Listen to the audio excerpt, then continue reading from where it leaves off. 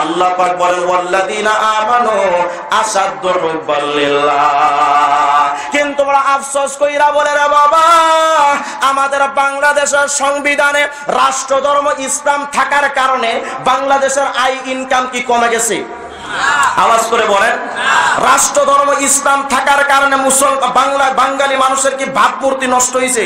কিন্তু গত কয়েকদিন আগে আমার বাংলার জমিনে ডক্টর আব্দুর রাজ্জাক নামক এক কুখ্যাত নাস্তিক জানোয়ার, যারা আমরা জুতা ঠিক করার জন্য রাখি না, ঠিক কিনা করে বলেন, এমন একটা নাস্তিকের বাচ্চা কয় সুযোগ পাইলে রাষ্ট্রধর্ম ইসলামকে উঠায় দেব।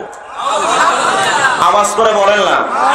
আচ্ছা, রাষ্ট্রধর্ম ইসলাম সংবিধানে থাকলে কি আমাদের বাংলাদেশের আয় ইনকাম কমার পাশাপাশি টাকা নষ্ট হবে, মান সম্মান নষ্ট হবে? তাহলে সুযোগ পাইলে তুমি রাষ্ট্রধর্ম ইসলাম উঠাইবা। আর আমরা মুসলমানরা এই বিশাল সমাবেশ থেকে ঘোষণা দিচ্ছি, আমার বাংলার সংবিধান থেকে রাষ্ট্রধর্ম ইসলামকে উঠানোর সুযোগ তালাশ করতেছো, আর বাংলার 16 কোটি মুসলমান জাতি সুযোগ তালাশ করতেছে।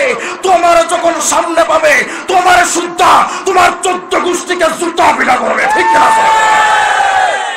কারণ আমরা শান্তিপ্রিয় মুসলমান, আমাদের ইসলাম ভালো থাকবে, আমরা থাকবো। ইসলামকে আঘাত করার চেষ্টা করবেন, বাংলার জমিনে এমন আগুন জ্বলবে যে আগুনটা নিভানোর জন্য পদ্মা, মেঘনা, যমুনার পানিও কাম হবে না, ঠিক কিনা?